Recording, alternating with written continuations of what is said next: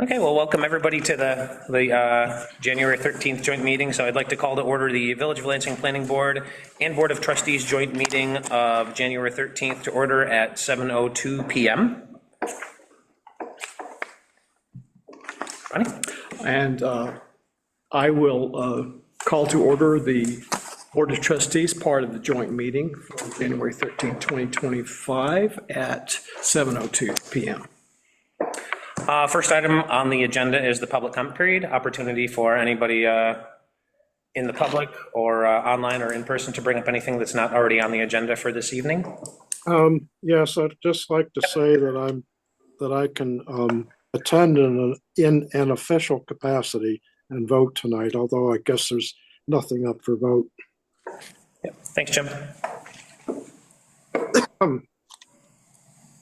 Lisa, do you same for you, right? Yes, thank you.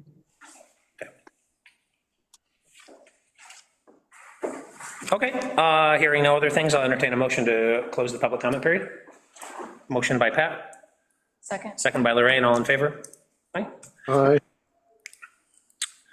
Okay, so obviously I know that there's been a bunch of emails. The main really kind of topics for this evening are and this is great, by the way, I love this. I hope that we keep doing this moving forward, having a kind of a joint meeting at the beginning of the year just to sort of discuss priorities. And if you look at the bottom of the agenda, there's also one scheduled for July for us to just do a mid-year check and kind of provide updates and things like that. But what I'm going to do is it's going to be part of the organizational meeting. Oh, perfect. Okay. So that we don't have to put articles into the paper. It'll be just scheduled twice a year. The January one will be the planning board and the July one will be. Is this date correct then? July 21st? Yeah. It's going to say that date. July, yeah. At 7:30.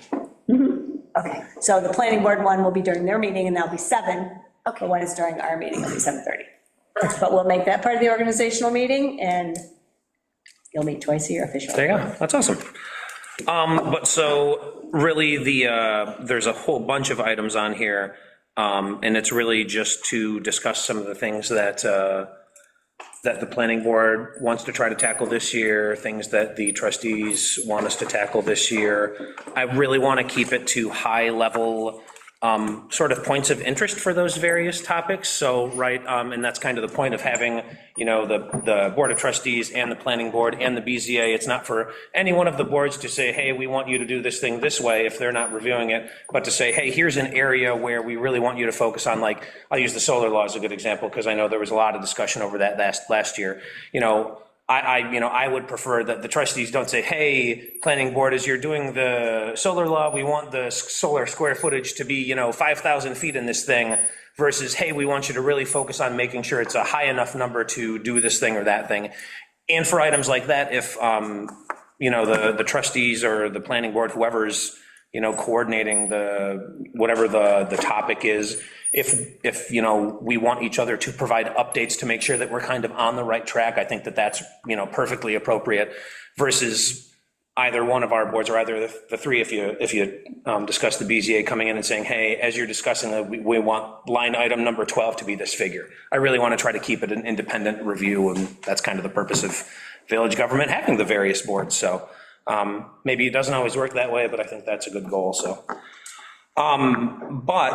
out of the various things that are on here, I know there's some things listed here. I know that there's a couple things that some of the trustees or some of the planning board members might want to add in there, but the first thing on the list is to hire somebody to review, or is the topic really hiring somebody to look at the general code? I know there was an offer for that. I think, Carolyn, you would pass some information around on that, or it came up at one of the meetings, or if we want to continue to do it in-house. I spoke to the company that did our update our last update was in like 1990, let's just say 1999.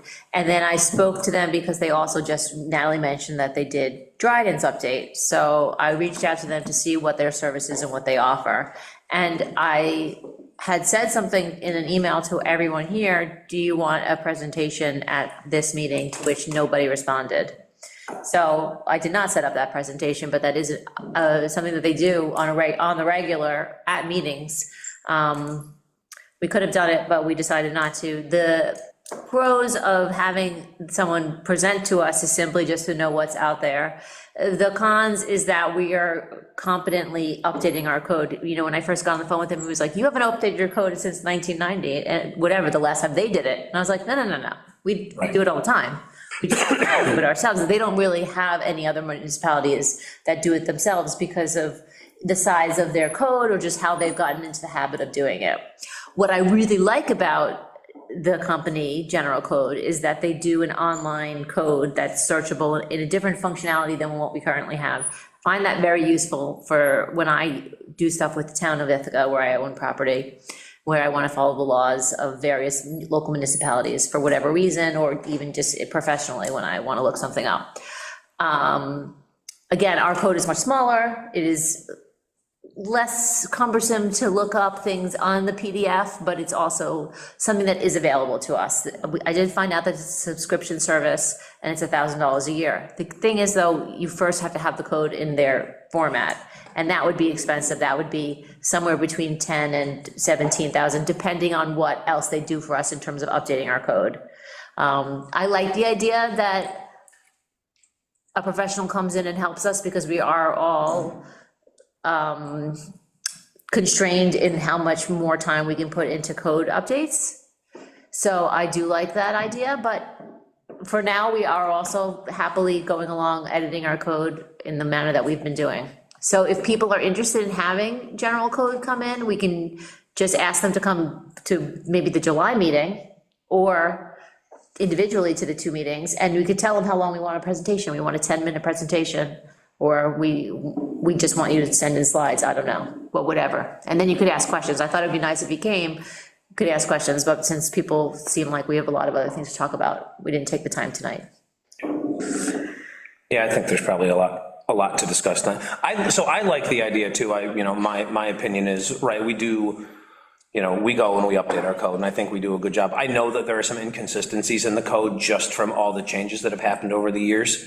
I am never like, yes, even if we were all experts in it, yes, we're experts in it. I don't think there's anything wrong with ever having somebody come in and do a review. And I think it would be great to get it into that E-code format. I use the PDFs all the time that are on the website, and I search, for what I'm looking for. But I've been out to other municipalities. It's E-code, right? Is that what it is? And I've been to other municipalities that put it in there, and there are some really useful features. What I'd like to see us doing is, when we find an inconsistency, let's just change it right then and there, even though we're not catching everything at all times. If we just find one inconsistency, we can just fix it as we go along. Yeah, and I know that, Lisa, do you want to make a comment? I know that you have some stuff. Yeah, I have a lot of inconsistencies that I've earmarked over the years, and I just didn't know what is the process. I mean, do we do it all in one fell swoop, or do we just sort of, every time there's a little inconsistency? I mean, I'm not sure that's so efficient, but there are a lot of things that have slipped through the cracks and really need addressing. So what's an example, Lisa? Well, in one case, there's a couple of sections, and I haven't looked at it in a while because I've just sort of backed off. But when we went from CLT and we incorporated CMT, that didn't get incorporated throughout the whole code. And the thing is, you don't even know that it's a problem until you start looking at certain sections and you say, well, wait a minute, because and so one of the things that I think is hard, and that is really hard when it's just us looking at it, is whenever you go to look at something, you have to say, oh, see so and so. You have to go to see the so and so and be sure it's there, and sometimes it isn't.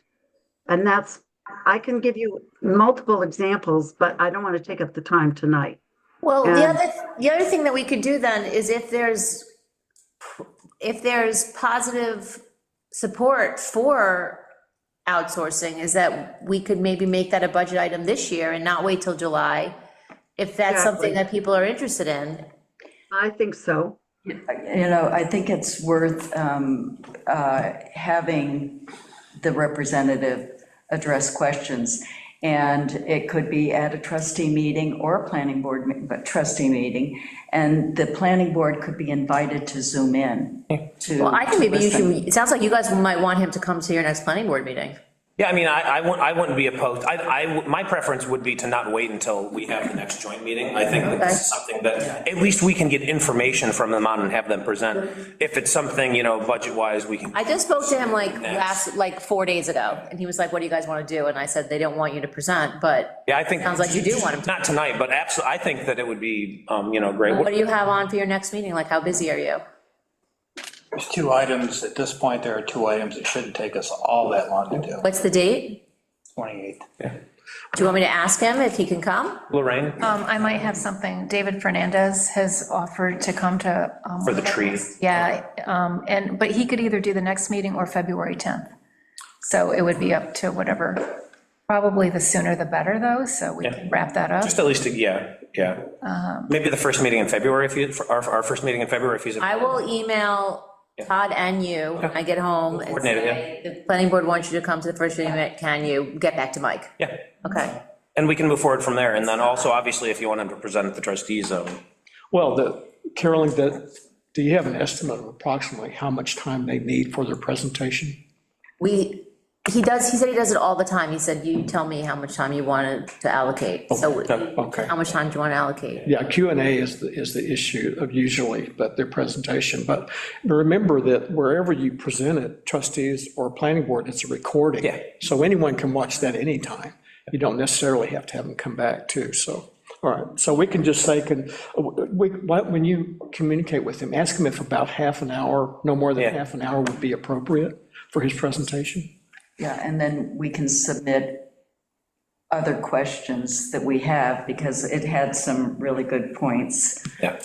Services available. Okay. And he said he would Zoom. Or come. I think that it would be up to us. Okay. I mean, he's in sales, so. Yeah. He can come up.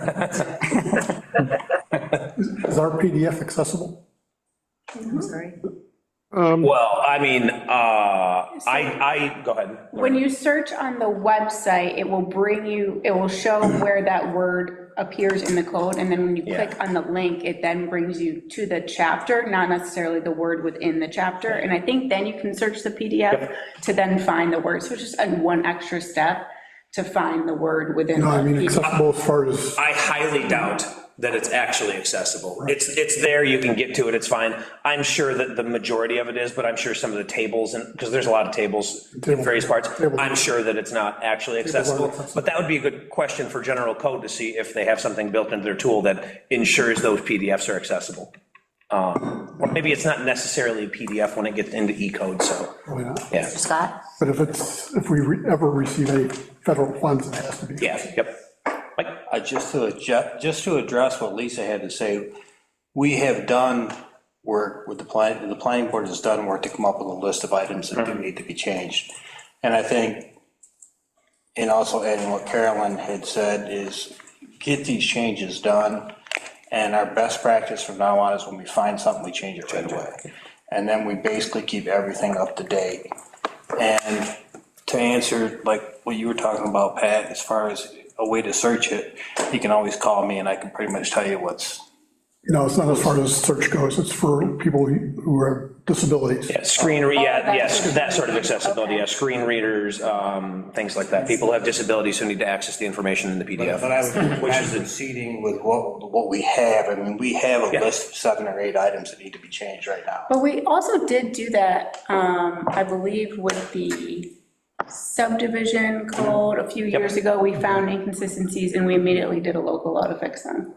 How do you fix it? So it's a resolution, a local law? We have to do a local law to Should we amend. do one right now regardless of whether with the ones that you already know about? If you have 7 that you. They have to be of the same topic, so it'd have to be, unless you do a full codification, a codification could be one local law, but if it's various sections, each section would have to be its own local. But let's just fix them. So we can, yeah, I mean, we can run down the list, if we have time at our next meeting, we can run down the list of the ones that we know about, and if there's ones that are similar enough for them to be combined, sure, let's do that, let's get it fixed. Agenda for the next. Regardless of like the whole general code thing, let's get the ones, let's at least start the process to get the ones fixed that we know about. And some of them will take a little bit longer, because it's not just like, oh, you need to put CLT here. Some of them are like, here's 5 different sections we need to review to make sure they're all in order, but the easy ones, yeah, let's do the easy ones. Yeah, could we, wait, Michael, Yeah, going back to the possible presentation by general code, I guess, could we ask them that they send out, yeah, I'm sure they have literature or something that they could send online that explains how it works and what it does, that we'd have a chance to read that before the meeting at which they present? He sent me some kind of he sent me something already. It was a sample. yep. I have something that I could send to you, I think will satisfy. There was a proposal. Yeah, that's the word. He sent a proposal already, and he also sent like samples of the work they did in 2 other municipalities. Okay. So I think, oh, I sent that to Yeah, you. you sent it out, yep, because I remember looking at You it. have the proposal. I could send it back out. What's the date that you sent it, Carolyn? December 13th. Ah, Hmm. Okay. so if we didn't get it, we'll let Mike know. All right. Yep, And page 17 has a summary of the E-code features. And then, yeah. So could I ask Natalie? Yes. For example, some of the stuff I had are just typographical errors. How does that work? Do you have to change, if it's in a separate section, each one? How Yeah, does that it has work? to be of a similar topic. So you Okay, can't all right. change, that's how I've always understood it. I can double check with NICOM if it's just typographical errors. Well, I'll talk to you about it offline. I mean, I'll just bring my code book with my Yeah. little tags on it, and we'll see what makes sense. Okay. Would all of these small changes also require public hearings for each change? Yes, just like a normal change. Regular local law So procedure. we have to Publication, be public sure and hearings. give our constituents time to read that we're going to be discussing and changing the local law with minor changes, but anyway. So Yeah. that's another thing to add into our schedule when we do this. yeah, we'll take a look, obviously, we want to minimize that and not have, 18 different public hearings, or maybe it Right. takes that many, who knows, but yeah, we'll take a look at Yeah. all the ones that at least we know about and try to minimize them. I'm good, can you have more than one public hearing at once? Oh, okay. Oh, yeah. Yeah. Oh, okay, I don't know, okay. Yeah, the other thing, the other question I had is if we switch platforms from one platform to another and the look and feel is totally different, does that require a public hearing?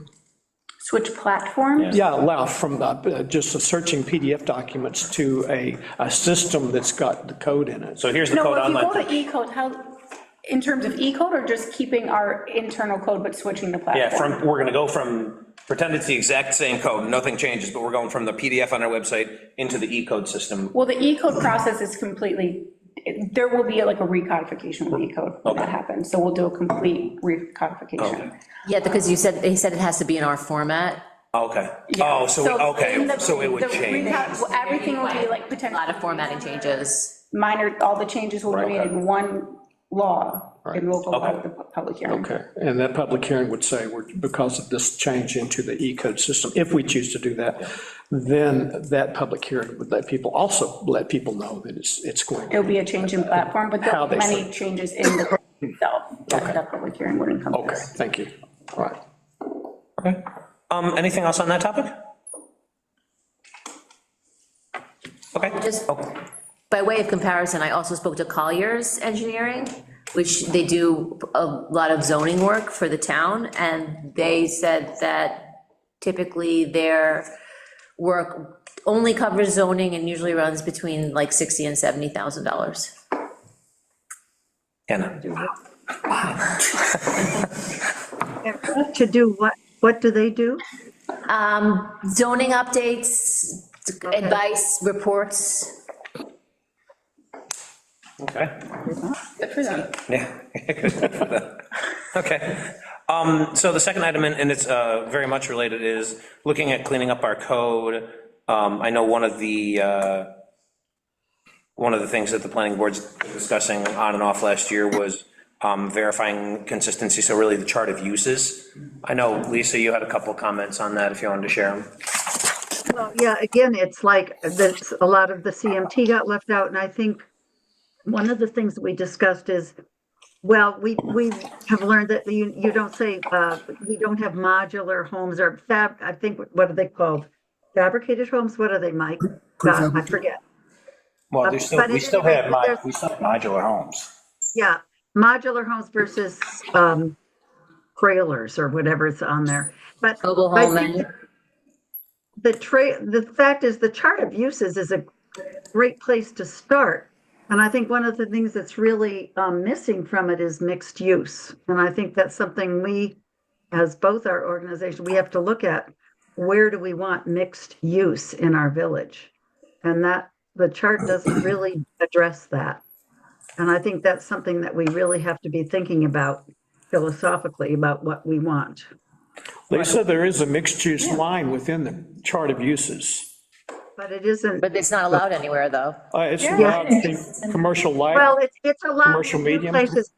But again, I think we really need to give it really thought, go line by line and say, what do we really want here? So Okay, you just want to confirm that this actually represents what you Right. want for the village, not necessarily that it conforms with the code. With the code, right, yeah, it's, Right. yeah, right, Right. looking at, here's all the various things, and a lot of that, I think, has changed over time, too. I mean, we've Yes. had discussions over the past 2 years, right, about dispensaries, that's kind of a new thing in New York State, and, you know, what's been going into the mall, the Alcohol and Drug Council next door, so I think it's, or whatever it is now, but I think, yeah, just going through that chart of uses and saying, is this accurate about what we think we want and or should allow in the various zoning districts that we have throughout the village is, to Lisa's point, I think that's a good. Well, Good. can we talk specifically about the mixed use line and just see right now if there's another place that we want to add it to? Well, if you, I think it's a much requires more more than- comprehensive discussion Yeah. than Yeah, just it a one definitely off is a thing whole here. comprehensive look at everything. That's just one example is that, but there's gonna be, we've had a bunch of discussions over the past year about, well, medical facilities next door, medical facilities in the mall. So I think that that's just one example. I think that there's a lot everywhere. And I think as we started to discuss some of the stuff a little bit last year, we ended up, you know, we tried to do it in a little bit of time that we had in meetings here and there. And it really needed to be a dedicated discussion because all it did was bring up more questions. And they weren't questions necessarily that we felt we could answer. It was really something that we had opinions about, and I'm sure the trustees would have opinions and thoughts about too, you know, throughout the village. And just, I mean, the landscape of the village has changed a lot recently and potentially will change a lot more, you know, over the next, 5 years? One thing that I would like to add is that what we need to do if we're going to be looking at the code in that kind of detail, let's talk about what our budget priorities are for the village, because quite honestly, what we zone for is what gets built, and what gets built is what we can tax.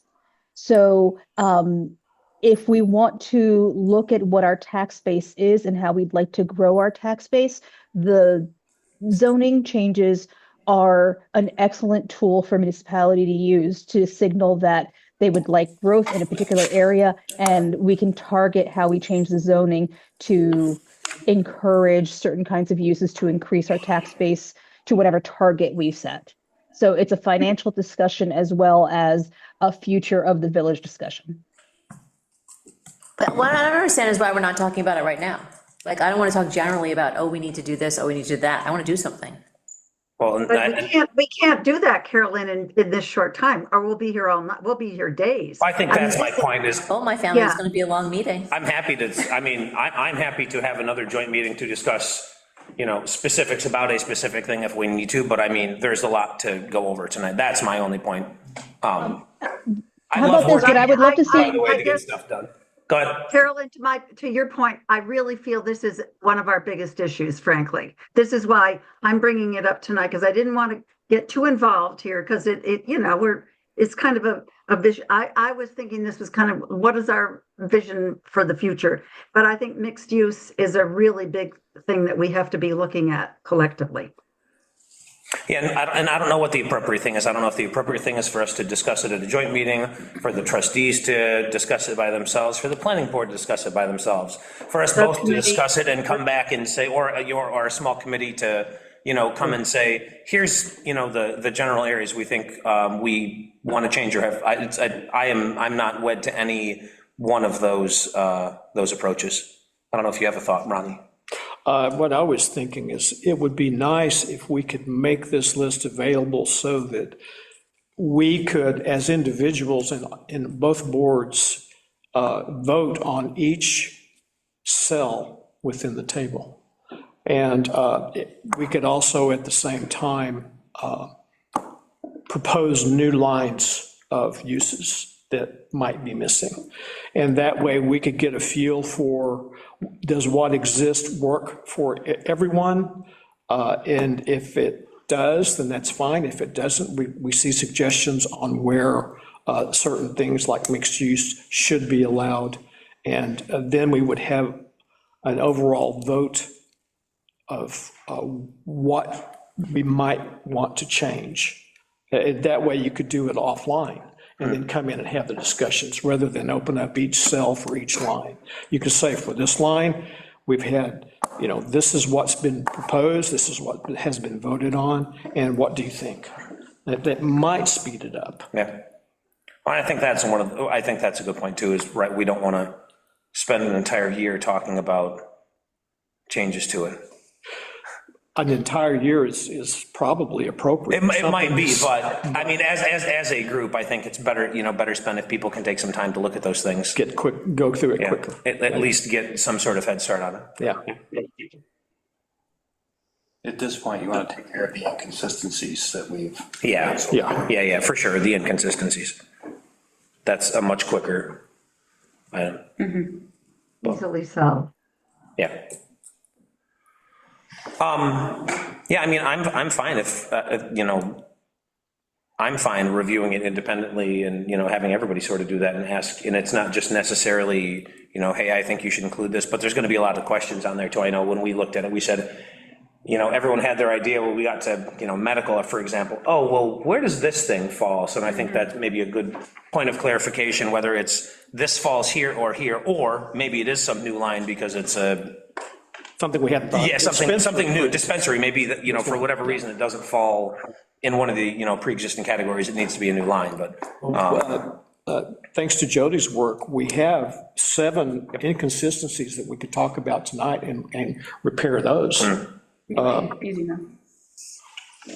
Did everyone look at the list? I went through the list and I highlighted everything that Jody had listed. I saw it.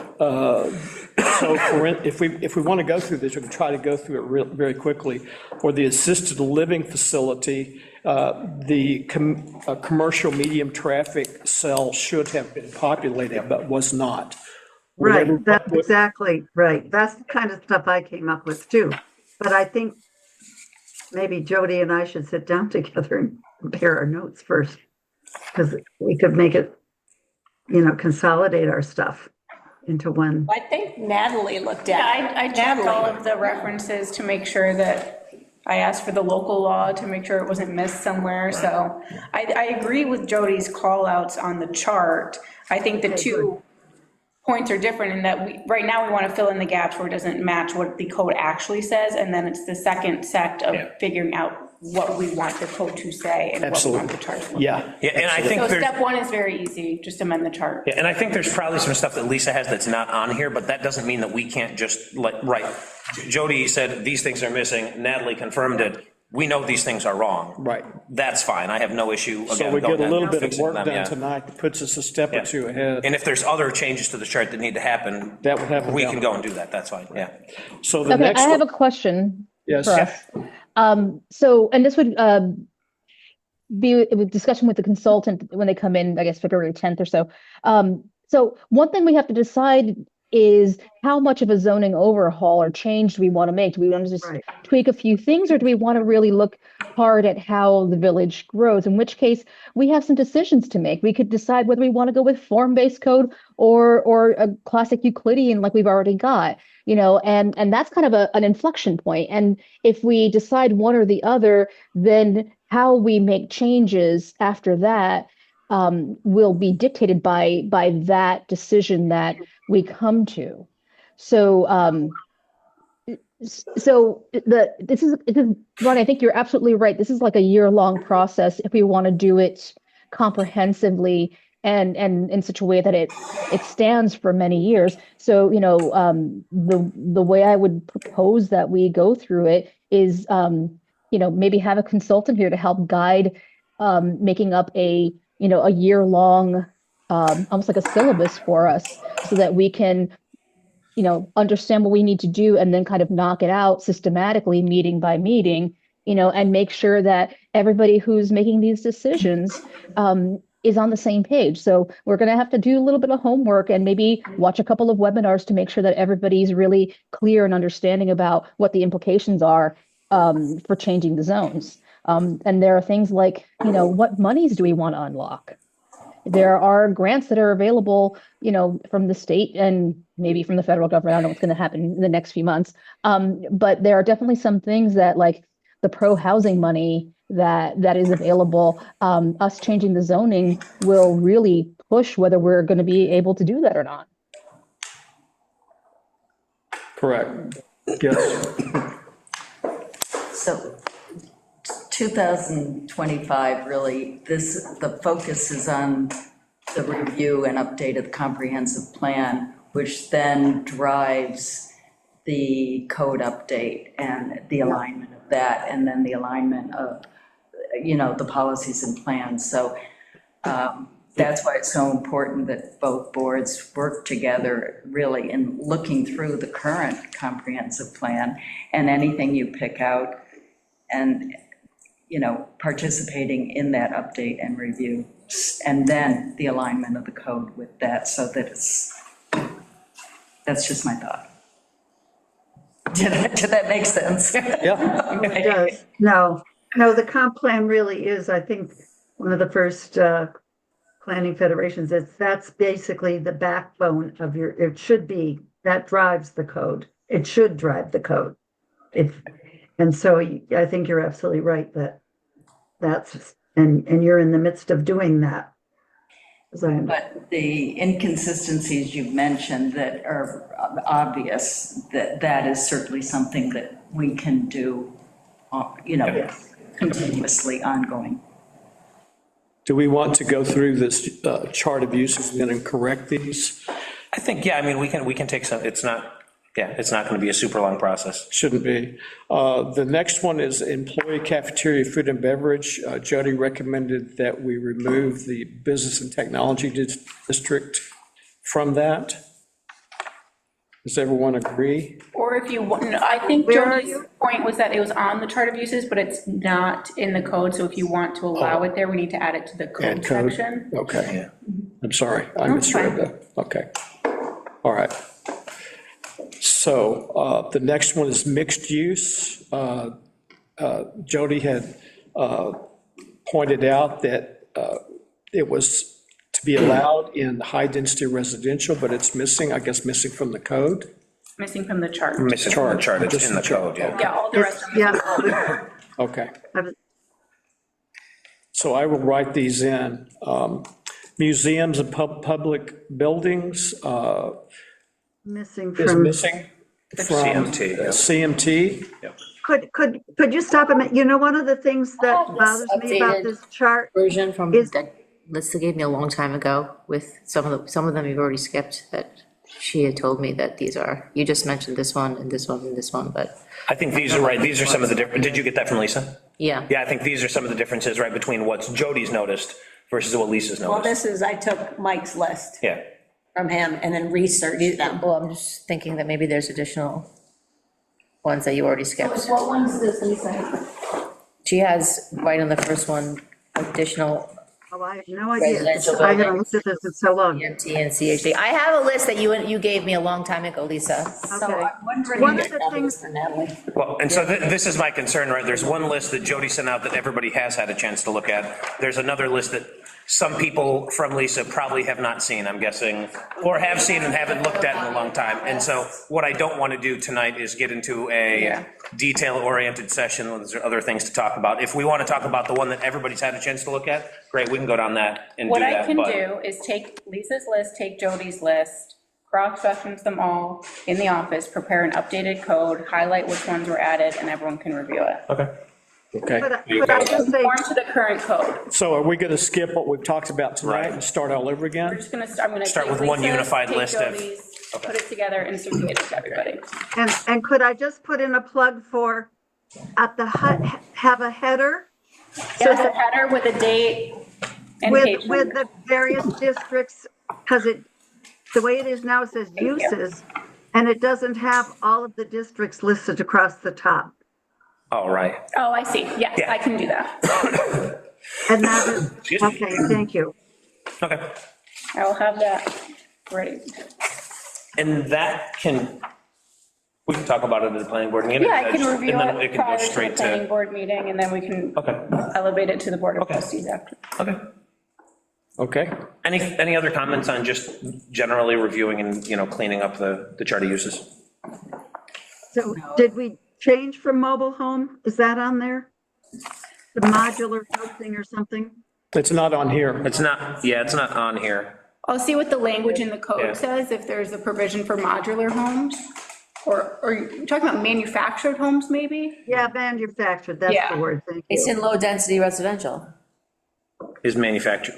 Mobile, but the term is mobile home, it may be But referred to it's as on the manufactured chart, in the it code, I'll calls it just check. mobile I home. have the word manufacturer written here, which I did not do tonight. So I must have written that for some reason, like That must be. code update. Yeah, I'm sure, yeah. Yeah, this is all One of the things I'll, conversation we had, like, okay. Your ago. homes, your modular homes, your manufactured homes are completely three different beasts. okay.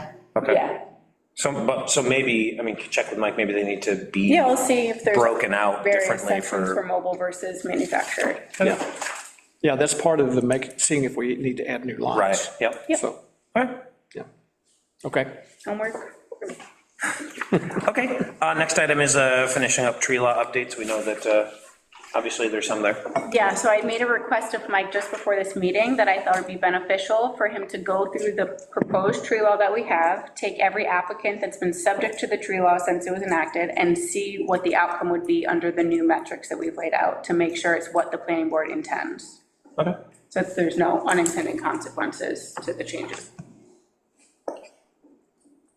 And I think this is a good exercise too. We've talked about this a couple times, like, great, whatever it is, in this case, tree law, now it's been in effect for a few times, and we've had, and really, we've applied it to a couple, or two or three distinct cases, and there've been some, thoughts and comments around each of them, so it's a good process to go back now that we've actually had a chance to apply it. Right. And see if there are, and in this case, we do, we have some proposals to change some things just to make it, I think, really how the village intended it to. Yes. To be used, not, oh, this is, or maybe it is, oh, this is too burdensome, we need to lessen it, maybe that's a good enough reason, but I think there's a couple other situations in there that have come up from applying it that are good for us to think about and maybe modify the code around. Yeah, it's, our code is the always law. living code, especially a new law.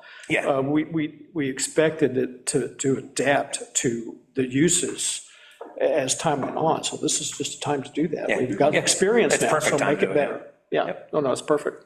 Perfect timing. Any comments on that from anybody? I have a comment, what, are we gonna get the new tree list? We keep getting promised, and It's coming, Ronnie. yeah, but this, No, it's not us, No, it's nurseries. right. Yeah. So Lisa and I met with David Fernandez at Cuba Landscape, oh, gosh, over a month ago, before the holidays. And he and one of his staff people, Athena, put together this wonderful spreadsheet with all of these tree species, with everything you've ever wanted to know about each species. He does want to refine that list, but he wants to come to a planning board meeting first. We did share with him the draft tree law. He has gone through and read it, and he actually has some suggestions. That's good. So he'd like to come to a future meeting, share his suggestions, also talk about the tree species list, but they do need a little bit more time to refine it. Okay. So I will let him know, as long as it's okay with everybody else. I will invite him to come to our next meeting on January 28th. When I spoke to him, he called me today because he knew we were meeting. So I had mentioned February 10th, but he wants to come to the planning board before things get busy for him. So I will invite him to come to the next meeting. And I think before they get busy for us, right, too, if we can Right. finish this up, review it, get that list dwindled down, get a proposal to the trustees and get that implemented before, the planting season begins. Yep. Great. and people start coming in for things that this will impact. Yeah. Thank you, Lorraine. I was out of luck with Dan from the Plantsman. I couldn't get him to respond to me. Yamila, did you ever, is she still on? Yeah, she's there. Yeah, I'm here. Yeah, I haven't heard from him in a bit. Okay. So I know he does travel in January, so I don't know if he's, out of town or what. But usually this is the time of year that he takes a vacation because most of the rest of the time of year. Okay, well, that's fine. I think David is more than happy to help us. Yeah. And here's the thing, we got some advice from Dan. Yeah, we And that was great. And now we have this really great chart from David. And I think, the idea that we have advice from multiple places is fantastic. And I think as you talk about that tree list too, that's meant to be a living document, right? Absolutely. As New York State says, this is an invasive species, okay, we don't want that on the list, or maybe we specifically want to call it out, but that piece of it's not the law itself, or a code, that's an appendix that's meant to be able to, morph over time as, things change. Well, the other thing to remember is that climate change is going to change what will grow and sustain within this area. So 20, 30 years from now, that list may not be the same. So it's the type of thing you should probably look at every 5 years or so. But with it being a new law, it's probably good to get a quicker input from the nurseries. And once we have that too, there's other things that we want to try to tie back into that, right? Then there's smaller things like, the village reambusement plan for if you want to put a tree in your, on your property, great, this should reference that too. If it doesn't, because here's what we're saying is, applicable, or, useful in the village. So, Yeah, use it in one, keep it in one place and refer to it in multiple. So, okay, it's good. I think the real thing that we learned too is that when people come to do a development or something from out of town, they really are not familiar with some of the issues that we have. I mean, some of the issues are different even within our own village, depending on whether you're closer to the lake or higher up. And it's really behooves us to, as the planning board, be sure that that we review their plans to be sure that they have some of this local focus, because it's very different from a lot of other places. Yeah. Okay, any other final thoughts on that? Okay, short-term rentals, right? So this is one that I know that has been tossed around and worked on over the years, both by the trustees and the board. I know that we were waiting for some other municipalities in the area to pass something before we tried to tackle it, to try to learn off some of the things that they've done. They've done them now, so I think that it's probably time for us to revive some of the work that we did, and we the Village of Lansing, and make some progress on that. But I know that there are multiple people that have thoughts about that, so anybody who wants to share anything. Well, there was, just so everybody knows, there was a law passed for the state that the occupancy tax, because I know that was a big thing, is getting money out of it. And it creates a county-based registration system. So I don't know how really controlling you guys want to be on that. Other than, I know that was your big point in the beginning, was make sure you can get revenue from it, so. Yeah, and I know there were some vendors that we had tossed around, but I think that's kind of a moot point now that the county actually has the, that registration process in place. No, and I think there were some high-level things before, we had talked about, there were, host-based short-term versus non-host-based, number of days, things like that. So I think those are all, probably valid things, and they've been tackled in other local municipalities here, so. Right. There's a full range of people that want it, people that don't want it. Yeah, and in absolutely. between. So you really basically have to figure out what you want. Yeah. Do you want to be controlling or not, or? I guess, from the trustee perspective, is there a general feel for, is it something that we just want to really not be controlling at all, or yes, we really want to, yes, we think this is going to be a big issue in the village, and we really want to make sure we have a full range of protections in place, or is it just a kind of middle of the road approach? I think that would, give the planning board some, at least some thoughts to go off on. I'll let the other trustees comment if they have any comments. I have some ideas, but I don't want to inject them into the discussion. We'll see what everyone else thinks. Sure. Anything from the trustees? Well, obviously, you guys know that I know a lot about short-term rentals. I sat in every single meeting that the town had in their determination process, which took, I would say, 3 years. So there's a lot of issues and differing opinions to balance. One approach which they did not take, which might work for a village our side, which Wolfgang is going to shoot me for, is an approach that allows for humans to make a decision about a certain case based on the circumstances. And if you do that, then you do inject, what's the word that you hate? Discretion, but you make it a lot easier yourself to craft the law, because then you don't have to be like, oh, well, what about this, and what about that, and what about that? You can make a decision. We are so small, that, and there's so few, there are so few people operating in that way in that time. If you did something that allowed for discretion, it would be an easier burden to craft the law, is what I'm gonna say. But Wolfgang will not vote for it, so. So to be clear, town of Lansing or town of? Okay, good. Okay, no, the town of Ithaca. When the town of Ithaca did their law, I was like. What do we know about town of Lansing? I don't know anything about theirs. Do they have one? I don't think they do, no. So that can't be our default, huh? No, yeah. Well, the city and the town have both passed laws that it'd be the first place to look to see what kind of decisions, but Mike, We've seen, you know what the rules are. Do you monitor hosted houses where the person lives in the house the same way as unhosted? Do you limit them by number of days or by some other factor? I mean, all the municipalities consider the same factors and come up with different decisions.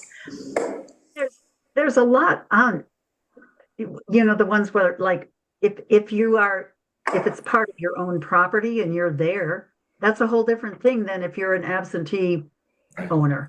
And I think the things that we've discussed in the past had to do with safety, so that we're sure that somebody, has got smoke detectors and all of that, protecting the neighbors from noise and knowing what to do in that case or any of those kinds of things, and being sure that your entire community isn't bought up by some organization that's going to take all of this and turn it into a bunch of short-term rentals. And so far, it hasn't been a problem for us, but it's something that we want to protect ourselves against some of these things, I would think. Wolfgang, did you have anything? No. Oh, okay. The only thing I'm saying is, I'm not against discretion. I'm against inconsistent discretion. Okay. And that's what I see all around me, totally inconsistent. I lived out in California, it was even worse. So I don't want to see some decisions based on who you know instead of what you do. That's all I'm saying. And that's why I'm against discretion, because I'm not seeing it handled properly. That's all I'm saying. Gotcha.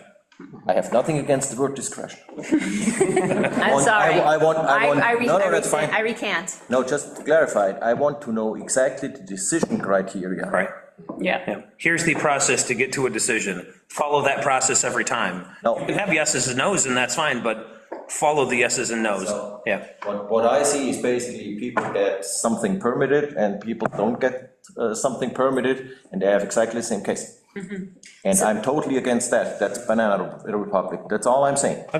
So with short-term rentals, you could have a situation where, oh, well, my mom died and she left it to my aunt, and then they're going to Florida for these 3 months, but then they'll be back and they'll transfer to my uncle. Like, what could we do? Like something, there's going to be some weird situation that you didn't come up with.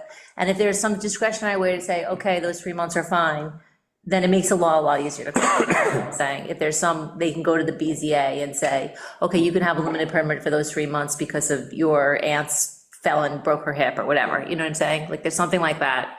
If we make it so that there's a discretionary way to request something, then we can have limitations that are easier to craft.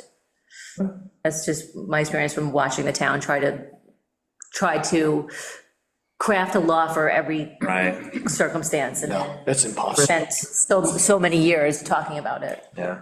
And also within our little, so many, where am I going with this?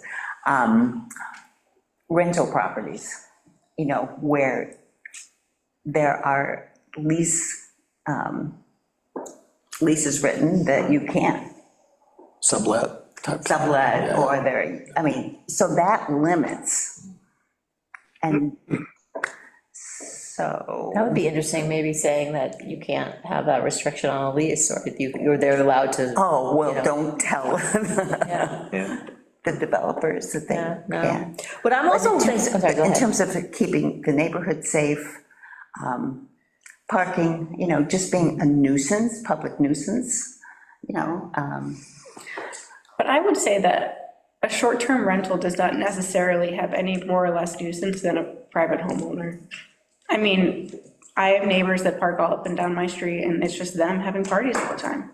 It does, just because it's a short-term rental, or they have loud parties, a short-term rental doesn't necessarily mean it will be louder or more traffic. Well, Good, though. and the other, I was gonna say, I'm sure there are studies on that.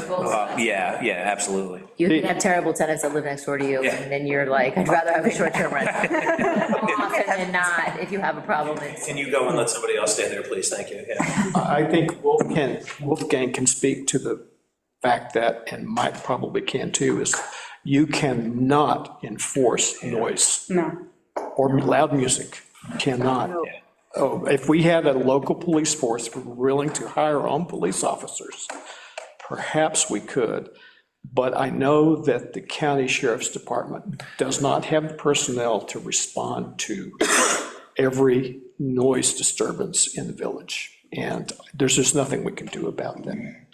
So this is just sort of thinking creatively, but maybe this isn't a thing, about both our ideas about zoning in the commercial district, the problems with some of the hotels being vacant, and the idea of short-term rentals. I'm wondering if there's something that we can craft that would encourage some of the hotels to become short-stay hotels, like with a kitchenette, and people come for a business visit and they stay. Like, I remember at the Inlet, they were gonna build something that was gonna be short stays. And that just seemed to me like a niche that would be great to fill somehow, and I don't know how we can encourage the zoning of our hotels to switch to short stay hotels, and if that's a zoning issue, or it has nothing to do with any of these things, but. We have one. Homewood Suites. Yeah. They have, people, you can, And you stay, but do people typically stay for like 5 days? I mean, they, I've stayed there for a month. Yeah. right, but I think also, I mean, I know that people have stayed there, like the visiting nurses that are coming, Yeah. travel nurses. Yeah. They'll stay there. Right. But they have kitchenettes, they're all suites in the hotel. To encourage our other hotels to become that Well, somehow. our other hotels, We don't have. I mean, we don't, Something. well, we have one that's condemned, right? Right. And then we have one that now is taking in the homeless people again. And then we have the condemned owner owning another hotel, so. So one thing that we can do is the power of zoning, if we change the zoning to allow like denser uses, it makes that property more attractive for redevelopment. What's denser and- than high-density residential, or, sorry, high-density? Same zoning, you're talking about the same thing, whether it's a hotel or whether you're multi-use, they're all zoned the same, they're all the same occupancy, they're in R2. Yeah. So there's really not much difference as far as incentive, so to speak. Right, is an so if interesting we, thought, though, like if we what- zone for, say, like a 6-story multifamily with mixed use below, and we change the way we do our parking requirements, suddenly a piece of property becomes way more attractive to redevelop. Because one of the things that that has happened, and one of the reasons that some places stay stagnant, is that you don't get an ROI as a developer on a piece of property unless you can have a certain number of units. And when you calculate in parking requirements and our cap on density, our cap on number of stories, suddenly it just doesn't make sense to build here. That's interesting, we've never really talked about height. Yeah, but as the planning board, we've seen that come up. I know that's the limit, I'm saying Right. I have never been part of a discussion, thank you. Yeah, we've seen that come up a few times just with, look at, the Transact property. They want to, they've got a footprint and they've been pretty open when they've discussed it about, we need X number of units. That's what they say, everyone can run math differently, but here's what we need to be profitable. And right, they can't they could go up a little bit, but But they're not in our commercial high traffic. right, yeah, but you could apply that somewhere else too. I mean, like, right, there's only so much up you can go, and, property around here is pretty limited, and maybe that is I'll do PDAs. We actually had someone come to us and want to put a hotel kind of between Chow and yeah, some years ago, and of course, we had our height limit. And so maybe that is something but again, this is not something that the planning board, this is a philosophical decision. I mean, we have to make that decision, I think, as officials, as to what we want. That's the kind of the vision. What is the vision for that? Because where would it be appropriate to go higher, I guess? I wouldn't want to go higher transact, but I would want to go higher in a hotel if we could get nicer sure. hotels. I think to your point though, Natalie, I think, right, you can do that through a PDA. Yeah. I think that turns, I think, a lot of developers off, because that's a lot. It's a lot for the village too. I mean, Yeah, PDAs are kind of a big undertaking. So if we signal with different zoning that we are willing to, allow certain things, then we will encourage that kind of development. What I would suggest that we do, and this might be a thing where again, let's invite an expert on this, invite someone like Heather McDaniel to come in and talk about what it would take to make our community, a pro-housing, pro-development community. And let's figure out a way to, someone, you mentioned, Ronnie, smart cities.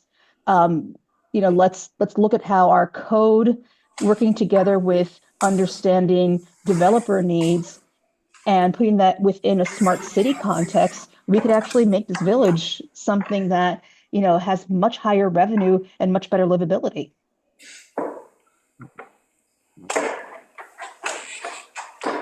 My discussion on the short-term rentals, getting back to that is. Oh, thank you.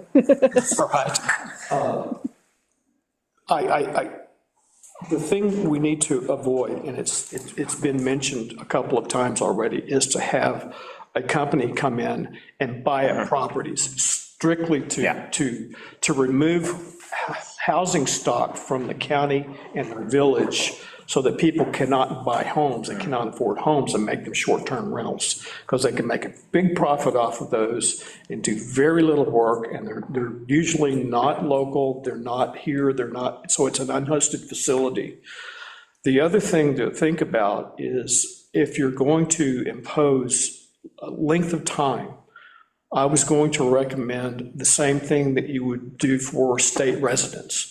Is if you're going to be in a property more than 6 months a year, you can use the rest of the year as short-term rental. And that way you're following a state and I guess potentially a federal code for residency. Primary residency. And that way, because a lot of people from here leave for the winter. So if they want to leave for the winter, that's fine, and they can rent out their home.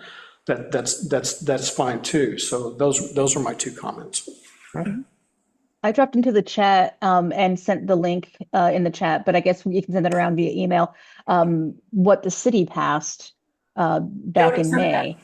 And so it would be, we should look at that. We should look at the town, because there's no need for us to reinvent the wheel. They've hashed this out. So many other communities have hashed this out already. The only thing I would say is that both the city and the town have a bigger problem. It's different here, but. Have that same issue. Right, but it is a much better starting block than us trying to come up with stuff from scratch, for sure, but absolutely, we shouldn't, there's gonna be things there that we just don't want. I thought, Jody, that you circulated. I thought you did, you did. Yeah, because I read it over and it has the primary residence language that Ronnie was just talking about.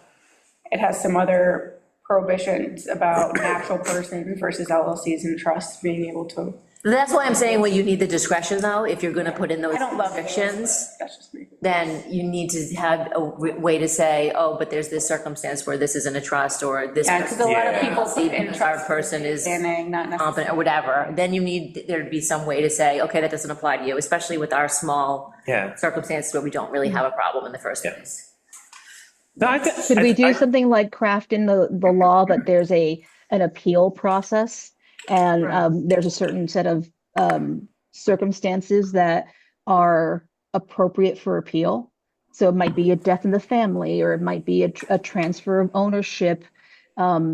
or a property in transition or something like that. That might cover some of those issues that you brought up. I don't think it's an appeal so much as just a request from the BZA for an exception. Maybe, yeah, maybe that's enough. And right, again, staying consistent with, if there's something in the code you don't like, what's the next step, right? The next step is BZA. Mike, did you have something? I just want, I was gonna ask you, Miller, who monitors that down in the city? The housing authority? So it's the building department there. So, yeah, that'd be something more on your plate That's kind there. of my point. I mean, how far we really want to go with this, and are we have enough manpower or womanpower to do? I think that the short-term rental laws are pretty much unmanned around the state. I mean, there are some circumstances where you'll have an extremely active neighbor who will be banging on your door every day, but if there's not that, So you're going on your honor pretty much. then it's an honor system for 92% of it. So, Okay. Well, I think, Blunt. yeah. I think that's great. I think that, at least, from my perspective, kind of reviving some of the stuff that was previously discussed, I think that gives at least the planning board some really good high-level topics to think about as we're, as we start to talk about that. So I think that's a real good example of what I was hoping we'd get out of various topics tonight. So thanks. That's great. Yeah. Any other thoughts on short-term rental? Okay, next one, this is a good one. Hey, discuss the proposed local law 2025, local law amending the Village of Lansing, chapter 125, subdivision of lands to include provisions for lot line adjustments, which are not currently in there, but everybody has in front of you a proposal. And it's not too complicated of a change, which is nice. Yep. it's very well written. My question, I had spoken with Jody about this, she actually brought it up, is in here, is how are you going to, the board of trustees have to figure out, are you gonna charge for this? Are you not gonna charge for this? What's the,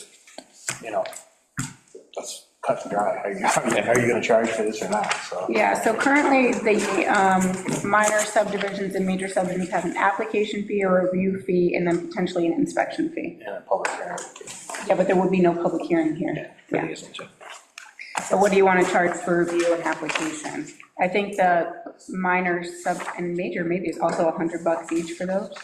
Yeah, then you have a review fee after that, depending on how far it goes along. But this is being handled basically in my office, so it doesn't go to the planning board, so you're not really paying the planning board to do this. I'm reviewing it and saying yea or nay on it, if it actually meets the criteria that's written in the law. I think a fee, though, solidifies intent. And so I think that we should charge them something. Oh, absolutely. Does it make sense to stay consistent with what we charge for the? I think so, for minor. And it keeps it simple, right? It's not $22.50 for this and $100 for that and $75 over here and. Right, it would be treated the same, but what is it, a minor? What is the fee for that? 100 for application, 100. That seems like that would be appropriate, right, Mike? I mean, it's not, and it's a type of fee, like all of our fees, that if it turns out it's a lot more work than we expected for you, let us know, and we'll say, okay, it's gonna go up to 125 or 150, but we'll start at 100 to just get the ball rolling. And how many of these did we have last year?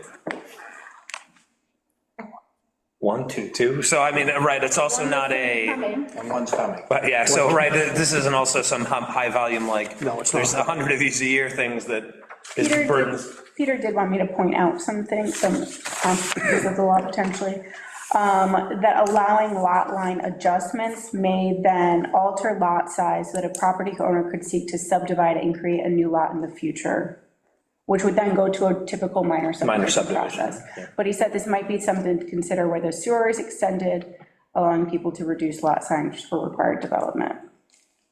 Just maybe it might lead to more people being able to subdivide than they otherwise be able to. We previously had a provision for no flag lots in the, but in looking at the code, I don't really think that we allow flag lots anyway, so I took it out. We should, I didn't know that till right now. I love a flag lot. When you have little kids, flag lot is where you want to live. Except if you're the person in front of the flag lot. And didn't, Mike, You're probably the person who's. It would be a variance now. didn't you go around and look and see either how many flag lots we have or?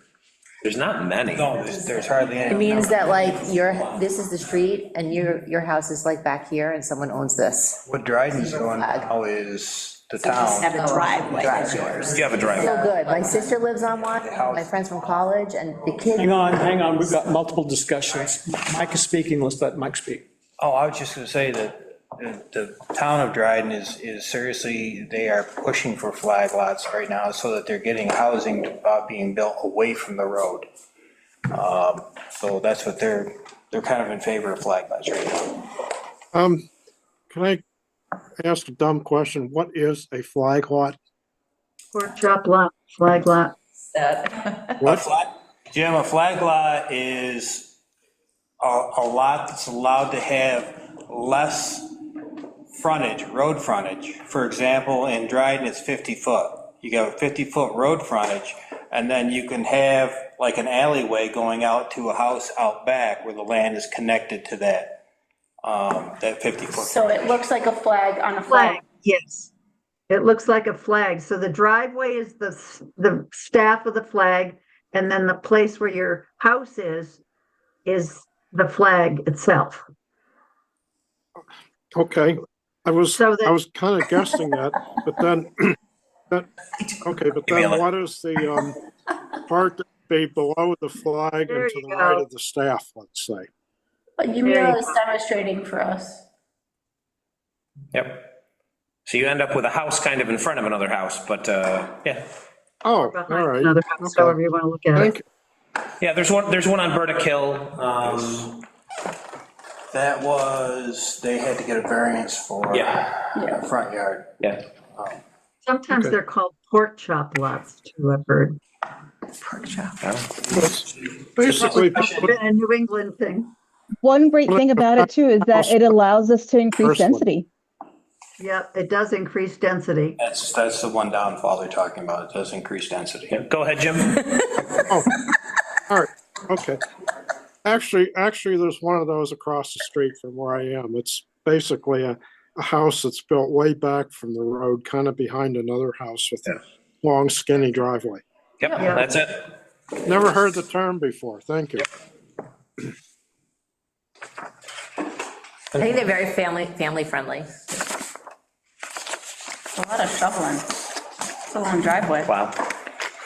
Okay, so I will add in the fee amounts to the code to amend section 125.18. And then we just need, I put it at 6.1. I don't know where we want to shove it in terms of paragraph. Jody and I numbers. talked about that. I can't, what did I tell you, Jody? 18. Oh, or was that for payment? That's payment. We cannot just do it sequentially, throw off all the other numbers. Can I just go to the trustees, though, or does it have to, do we have to recommend it from the planning board? No, I can just go. Oh, there you go, perfect. Questions on it? I have questions on it, but it may want to just wait till you're, so what does this do to the neighboring adjacent properties?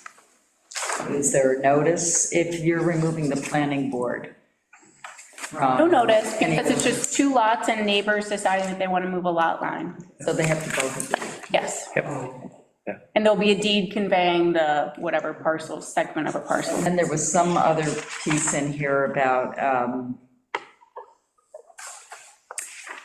how many times. Yeah, how many times do you want to, Why would you want to keep changing? who knows? Yeah, who knows? And could It was just in the, Belisario did that on Dart Drive. Right, He subdivided, and then he subdivided again, so that he didn't have to go through that. right. but now we have a law where you do it X number of times. In a year, yeah, then it's a major, and yeah. And for subdivisions, that does still come to the planning board. It's the lot line adjustments. It helps people from gaming the system, though. Be like, oh, okay, well, I'll just, instead of doing a subdivision or something, I'll just modify my lot line a few times, so. Lot line creep. It's the same reason that if you do a subdivision more than 2 or 3 times, okay, this is major now. It's to prevent people from gaming the system. They can't move the lot line to make a non-conforming lot. Right. They can't do that, so. Right, if moving a lot line is gonna reduce your road frontage to an unacceptable level, you can't move the lot line.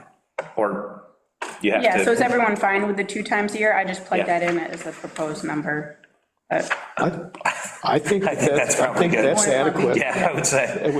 Yeah. There shouldn't really be a need for people to do it that often. I think that probably addresses, here's this thing I want to do, oops, I made a mistake, now I need to go fix it. Yeah. But other than that, yeah, you should probably, Yes. Yeah.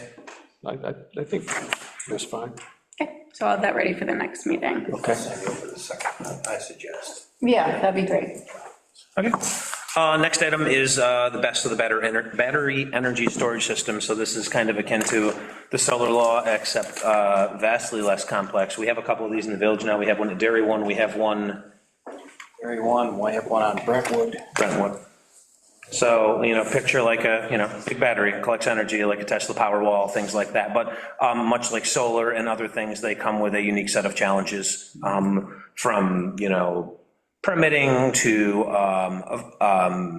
if you want it hidden, like we require, fencing and screening and things like that. Also, right, they're much more hazardous than just normal electricity. I know for the ones that we had, and I don't know if everyone was on the trustees or not, but I know that, when these ones went in at Dairy One and the other places, the company specifically had, hey, here's a manual for public safety and firefighters and everybody, here's how you have to work with these things if there is an incident there, if there's a fire there.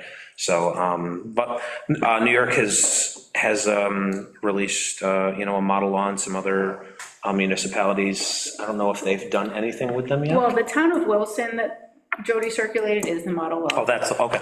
And then the town of Dover is exceptionally short. So, kind of two examples of the extremes. And even the model law, if you look at the model law the New York released versus the solar one, it's a lot smaller. Yeah, I didn't think it was too onerous. It's not. So, we can take a look at that. One of the things, and I think it's a lesson learned from the planning board is, when we do have things that we work on, and we know that there's liaisons here from the trustees, but I think we'll probably provide maybe some checkpoints along the way, and then when there is something that we say, hey, like the solar, hey, we think this is ready now. We're not just going to say, here, Ronnie, we'll come, at least one or two of us will present, well, not more than two of us, we'll present at a trustee meeting, just so that, we're there to discuss our thought process, just in case it was missed during a checkpoint, or if there are things we can answer, so. But questions about those best, the storage systems, or our approach on that?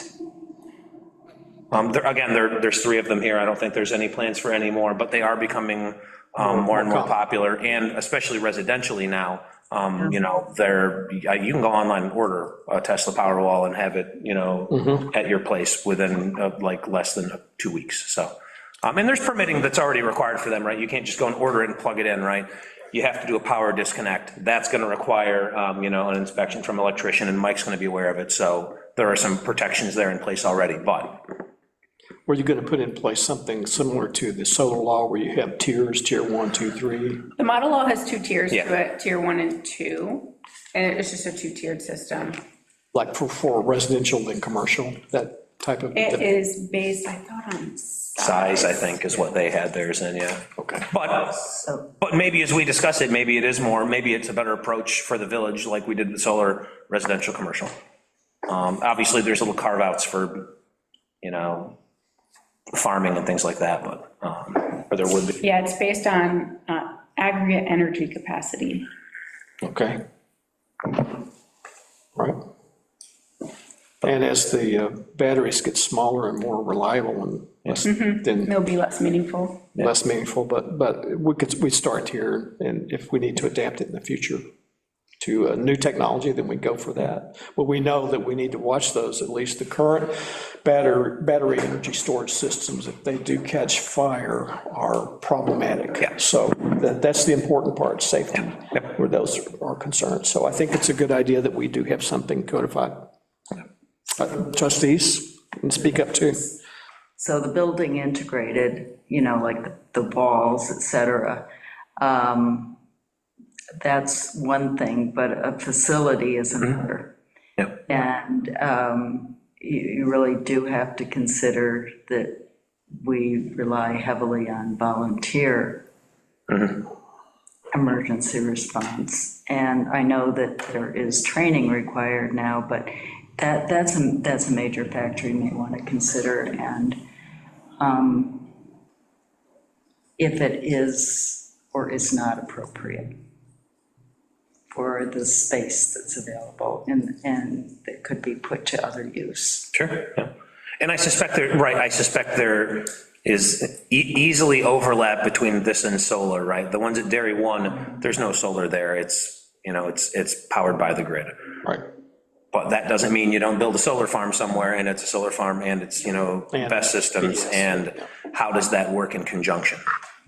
I mean, with local law, it works in conjunction electrically, but, yeah.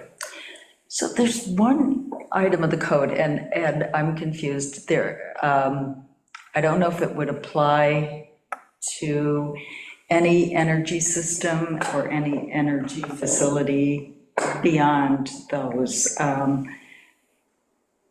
where if it is not explicit in the code, then it is a prohibited use. Just like an accessory structure thing. Something different. Do you know what I'm talking about, Mike? Maybe, I mean, there's, like Mike was saying, there's a lot of items that just get thrown into the whole accessory. Yeah. Whether it's an accessory build, whether it's an accessory, or whether it's a principal use, and that all depends on size. So in some cases, you can't, it won't fit into the definition. So, I mean, battery storage really isn't one of those. Definition? Sorry? Look at that definition closely. Yeah, we can keep that in mind as we start to talk about it and make sure it's, it's not some weird area. It depends on how you do it too, right? A lot of the time, right, you stick it in your garage. If it's something simple like a power wall, or even a few of them that you're gonna have at your house where you keep it in a conditioned space, you don't want it outside in the super cold elements. But I guess that doesn't prohibit you from saying, hey, I'm gonna build a shed out front to keep all my power walls in, and I'm gonna, and which could or could not be an accessory structure. Yeah. And future codes are gonna start addressing your residential battery storage systems and your EV use. It's gonna start reflecting probably, not this cycle, probably the next cycle. Okay. Yeah, I was just thinking of, would my hybrid car, since it's got a battery system in it and storing energy, does it fall under a BSS? Maybe it's stationary BSS. Well, and some of them are designed that way, as mine specifically is, you can get the interconnect, like with the charger that I have in my house, the charger's in my garage, just because I didn't want it outside. But yeah, it can power the house. Yeah. They're not all set up to do that, but right, if the power goes out at my house, it kicks on. You could, yeah. Which kind of is, I mean, it's a pretty big battery in there, it's bigger than, a lot of cars, but yeah, so, yeah. Any other comments? I should have bought that. I'm on my second one, you probably didn't want the. Any other comments on that one, storage systems? No. Okay, next item on the agenda is a comprehensive plan. Oh, go ahead, Michael, sorry. I'm just saying, before you get on that, do you want to discuss order? Is this Yeah, I guess. time to do, what are we? Yeah, the order of importance for these things. I think that the proposed local law A is one, because we can get Yeah. that To the done. next meeting. That's my only proposal. Anything beyond that, I'm open to anything. Yeah, I think, Code cleanup, too. yeah, Code 2. code two, yeah, both of those, yeah, yep. Finishing up the tree law, I think that's, I think that's, and that's an easy win at this point, I think. Just the amount of work to be put into it, I think a lot of it's probably done already, so. Make that a 3. Make that a 3. Okay. The low hanging. In my opinion, BESS is easier than short-term rentals, so I do it first. Okay. And some of them we can tackle, we can tackle sequentially too, but yeah. Yeah. So the best, and then short-term rental, okay. Okay. So I think we're moving into the topics that primarily came out of the Board of Trustees.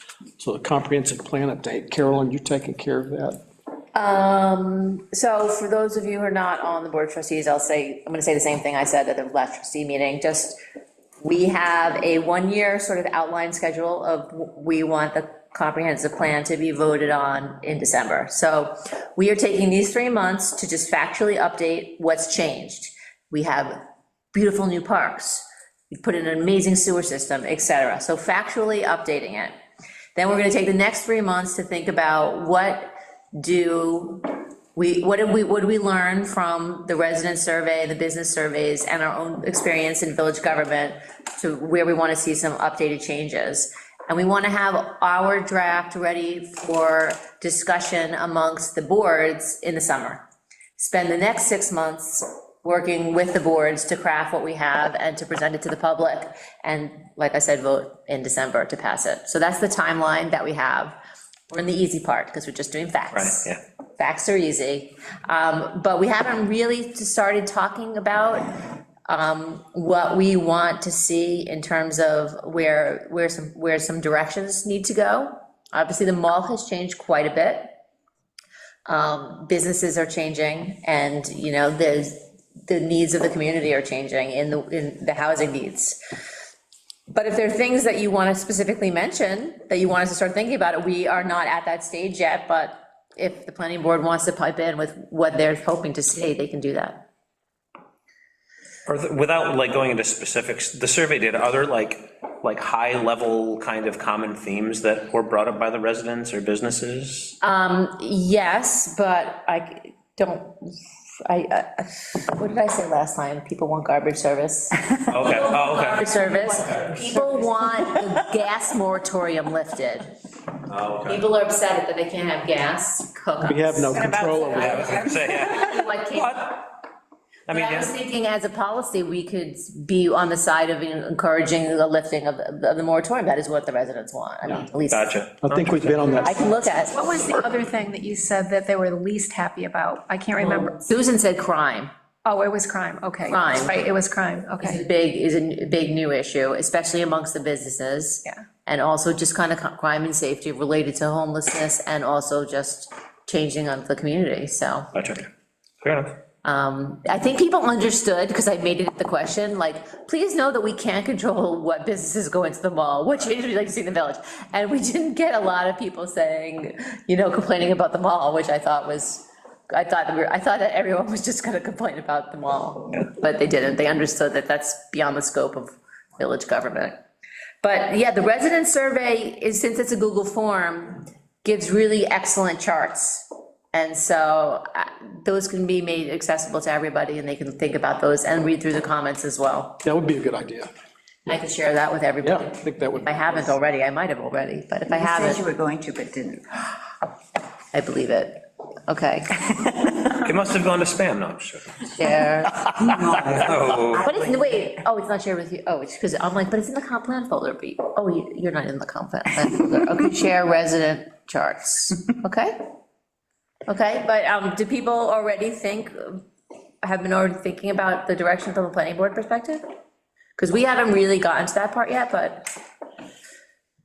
I think, at least the one thing that I can easily call out is I think, over the past year since the last one is, and with the adoption of like the sidewalk plan, I think that things have gotten interconnected better. And, as a resident, I appreciate that as a walker and a biker, and just, not that I bike on the sidewalk, don't worry, I'm not one of those people.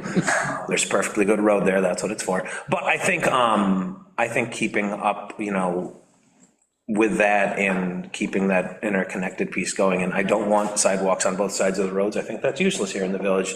To be perfectly honest with you, we're not such high traffic that we need that, but I think there's still more places that can get, and I know the trustees have a plan for sidewalks in various areas, and, keeping moving that forward, I think is great.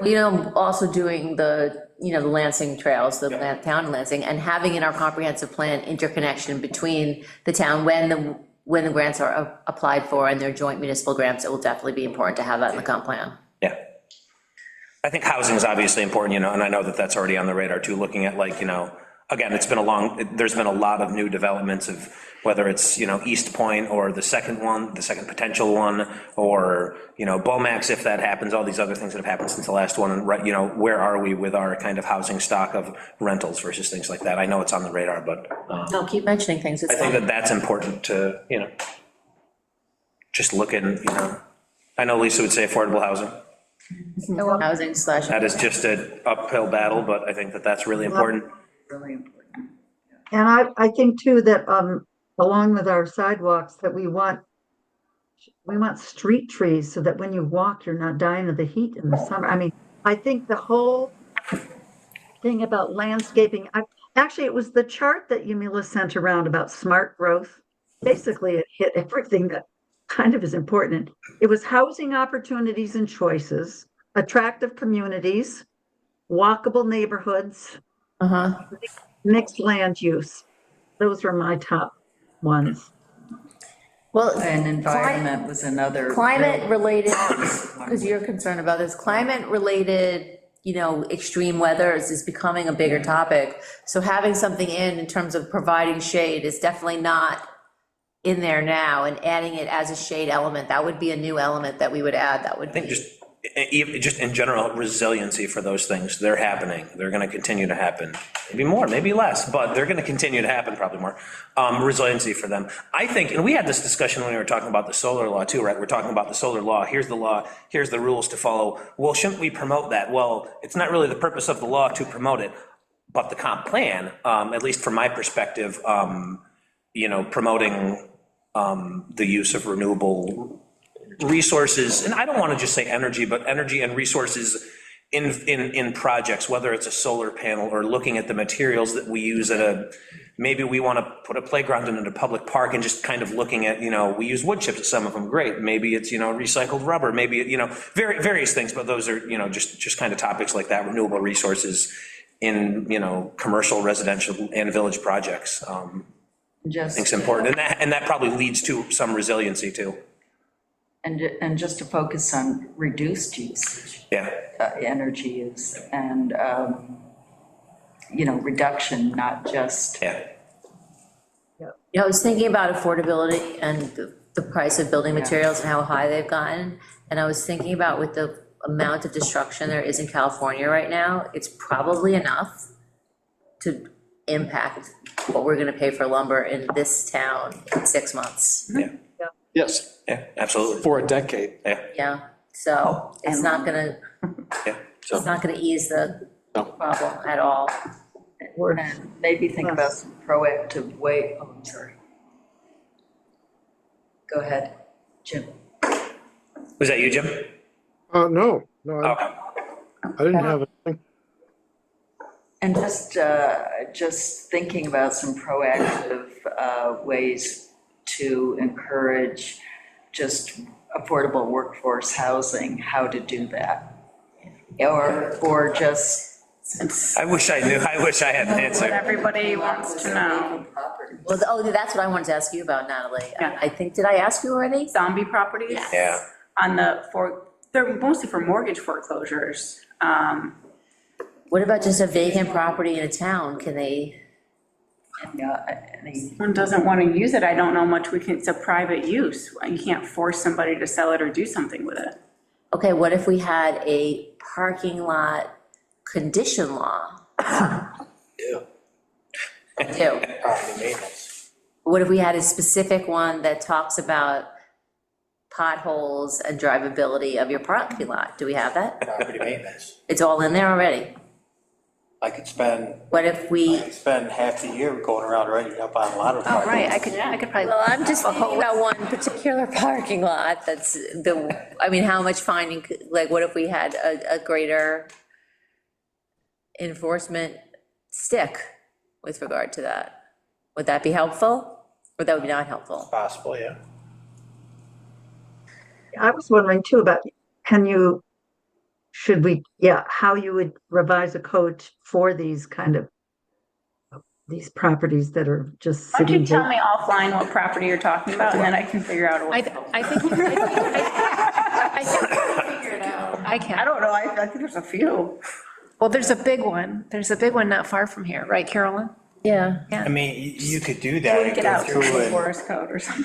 go through and write it up, but it's not gonna change it from being a zombie property. It may improve the parking lot, but they may go there and patch the holes, but that's about all they do. That's what. I don't know how much more. Well, a zombie property, in the terms of how it's conventionally used in municipal government, is when a property has been foreclosed upon, that the lender that foreclosed on it has certain duties to maintain it. So I think we're using the term zombie property. Maybe I shouldn't use that word. Abandoned property. How about Yeah, that's- abandoned property law?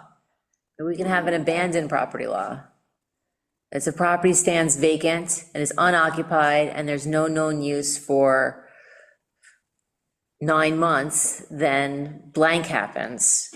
Is that a law? I don't think you can force a private owner to do something. That's right, that's what I was told too, because I agree with you, Carolyn. It's gotta be something. Yeah.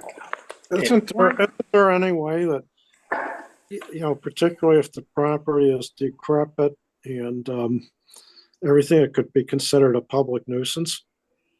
I don't think it's there yet. What was that? They don't think it's there yet. They don't think the property we're thinking about is there yet. Oh, It's already condemned. I'm thinking. What if they continue to have break-ins there? I mean, If it's the one I'm not If the thinking property of. that we're speaking of, right now, they cannot occupy it. It has too many, between the health department and our code office, it has too many violations. But those violations could be cleared up. Might take a lot, but those violations could be cleared up, and then, Could be, yes. right, it's not to the point where like, this is beyond, like, the only thing you're gonna do with this is knock it down. I mean, No, so the building's not condemned then? Is it condemned? it's not condemned with the definition of being condemned, it's not condemned. Is there a maximum amount of time that we have to allow them to make the improvements? Or is that an open-ended? If I get, let's say for this building here, if I get a complaint because that parking lot is so bad, whether that building's in use or not, then I am required to investigate that parking lot if it isn't to the standard that I feel it needs to, or I can justify writing it up on a property maintenance, then I can do that. They'll have, at that point, in general, it's 30 days to fix that area. If they fix that area, then the violation's done, and we have to pick another violation.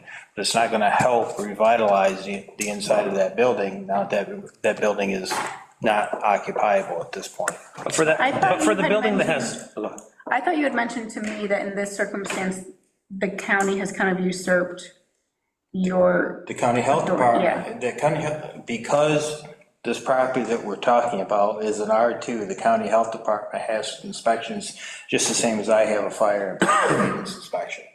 And they failed both of them. but there's no time limit on like a health inspection. It's not like, oh, well, if you're violating your health inspection for over a year, next set of stuff, it's just, you still have to clear it up, whether it's been a year or 60 days. Well, what the health department has different criteria and different punishment than the code department. Right. Theirs is actually more severe. Sure. Because it's health issue. Yeah. But is there a time limit on that, like? For them? Yeah. I don't know, I have to find out what they normally do. Well, at any rate, talk to Natalie.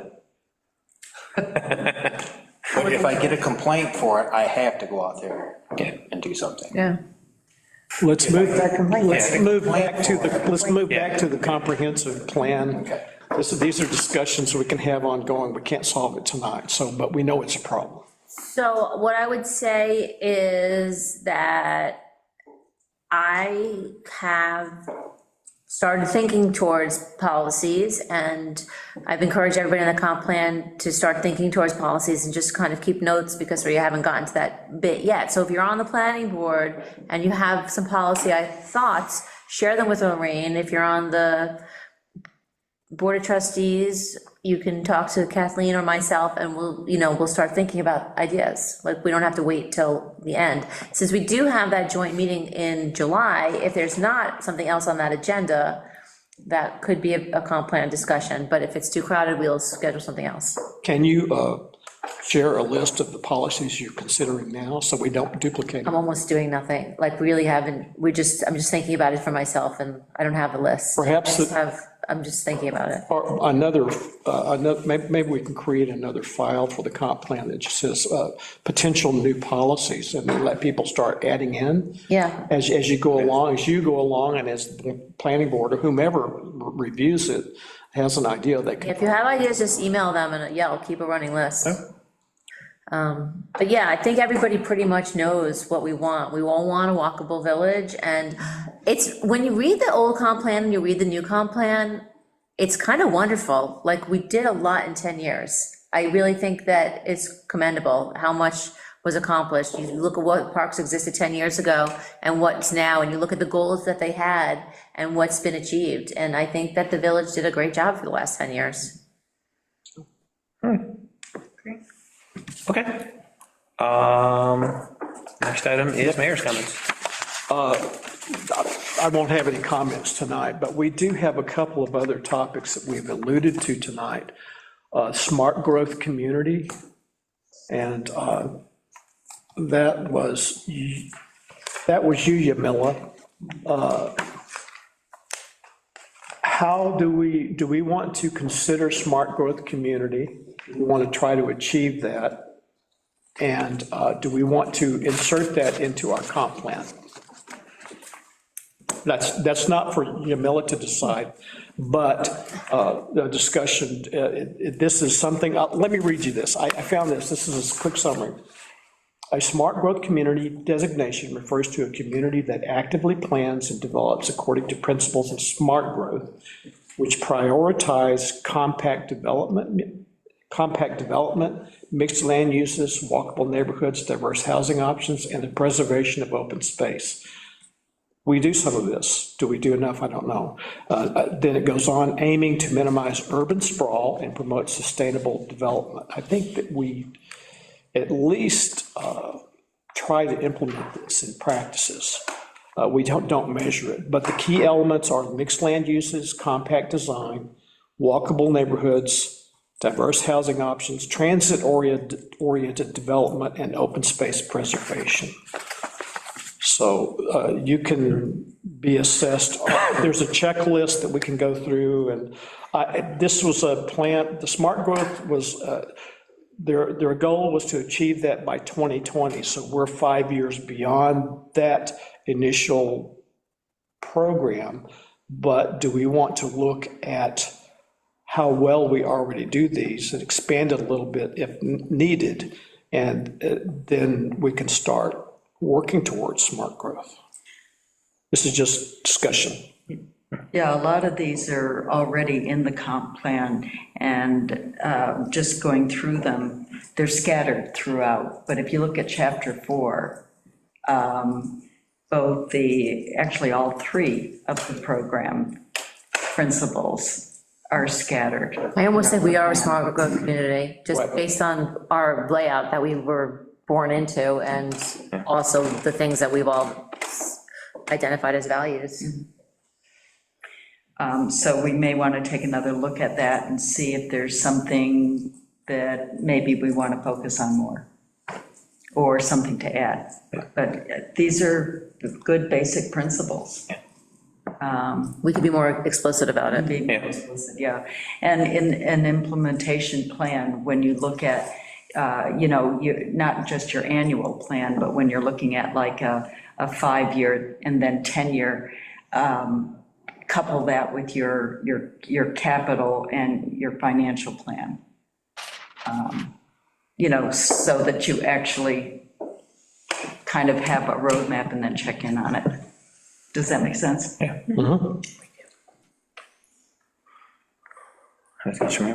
Okay, so the thing we want to look at, just to clarify, do we want to try to achieve smart growth community status certification if it's available? Is this where Mike has to report to the state?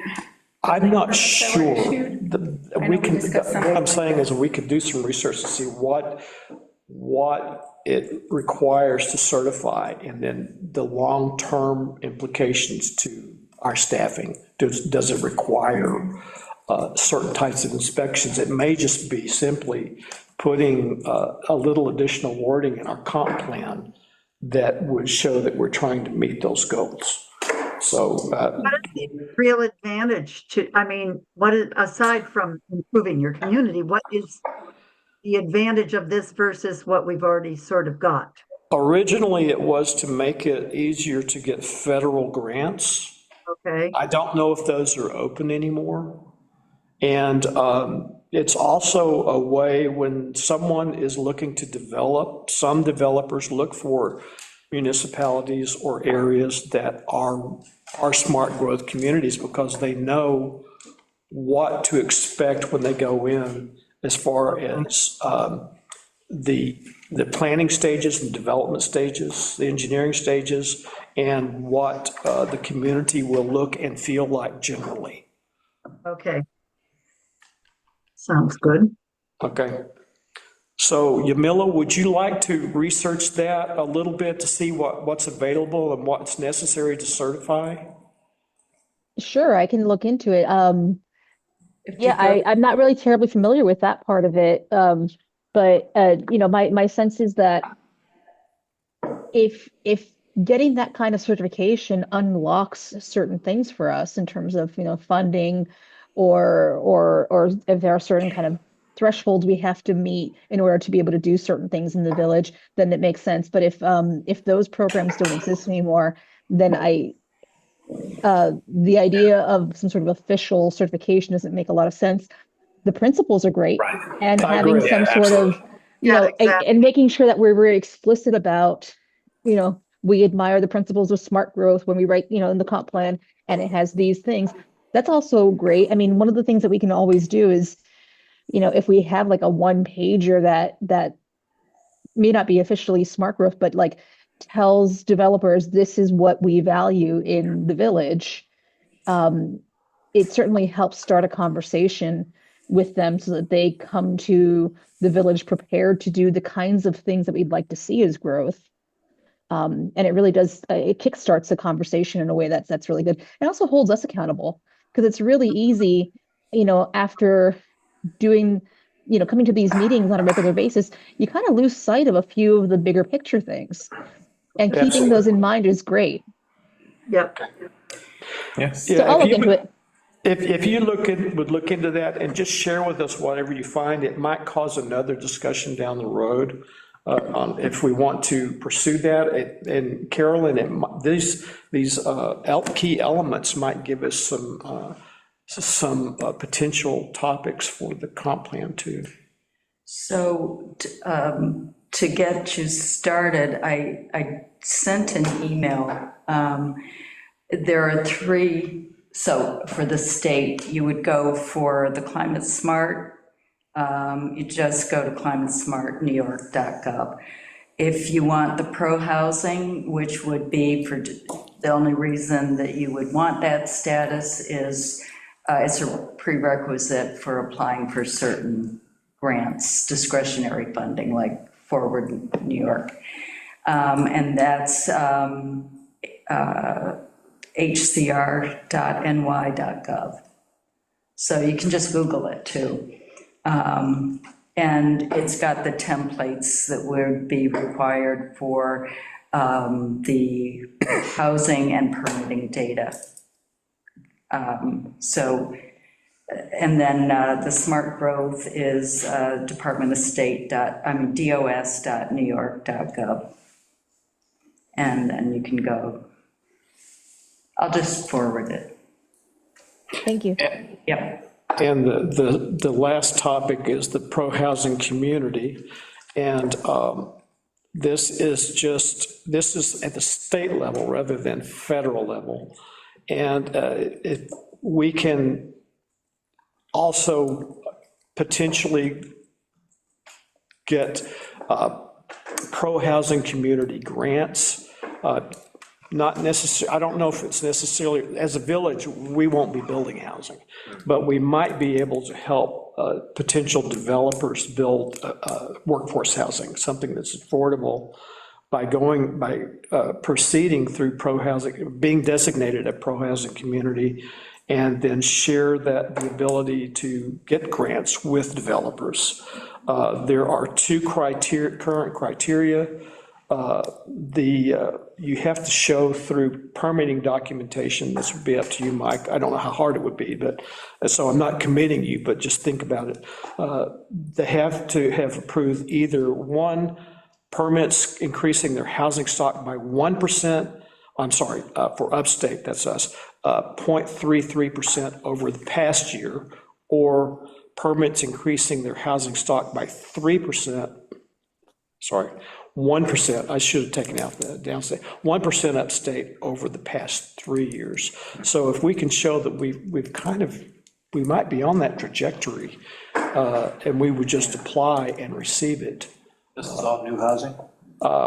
Yes, adding to housing stock. I can, And, I have the Norway. numbers to be able to figure that. Yeah. and if you don't meet that criteria, there is a resolution that says that you support the principles, Right. but you agree to annually provide the permitting and the housing data. So that at some point you might achieve that, if we're not quite there. Again, it's like Yamila said for the smart growth, if we see that this is more work than we're really going, the cost benefit ratio is not right for the village, we don't have to do this, but these are two things that we could look into to potentially help us. So, the pro-housing, Kathleen, would you kind of track with Mike and get the information, since you I have it.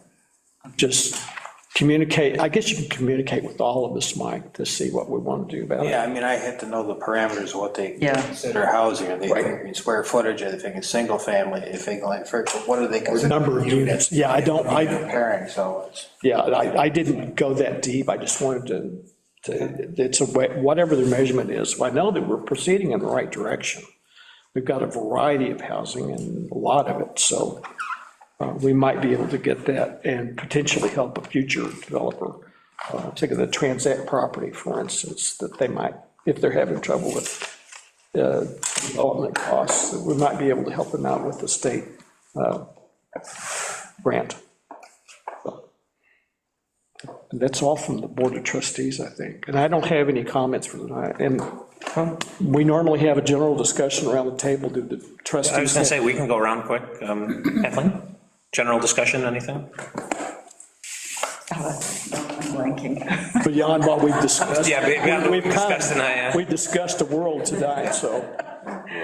Wolfgang? No, nothing. Carolyn? I recently heard the philosopher Martha Nussbaum say that politicians are public servants that finds an equitable solution to balance the diversity of people's needs.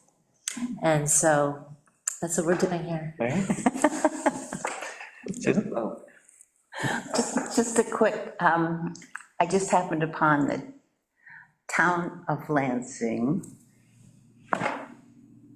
Zoning Board of Appeals, a new Verizon tower is being looked at the rink site. They needed to, so maybe We might get some. please, I want that would be amazing. Calls and on the internets. That's terrible.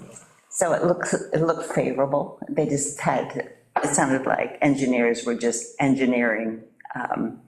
There were lot line restrictions, or a tree was in the way, or something. But Ball zones. That was actually a comment on the comprehensive plan surveys. yeah, so I learned a lot about cell towers and how they took to each other or didn't. It's pretty amazing. Anyway, it was good news. That is good news. Yeah. People who understand. Anything else from you, Ryan? No, nothing for me tonight. Lorraine? I just want to say, and probably people already know this, but there's more businesses leaving the village. A couple more businesses left the mall. I'm assuming people know the shoe department left and moved down to the Dick's Plaza. And Evolution Consulting, which was in the mall, has left. And so I mean, there's not much left in the mall anyway, but I'm assuming that Best Buy is probably going to be next.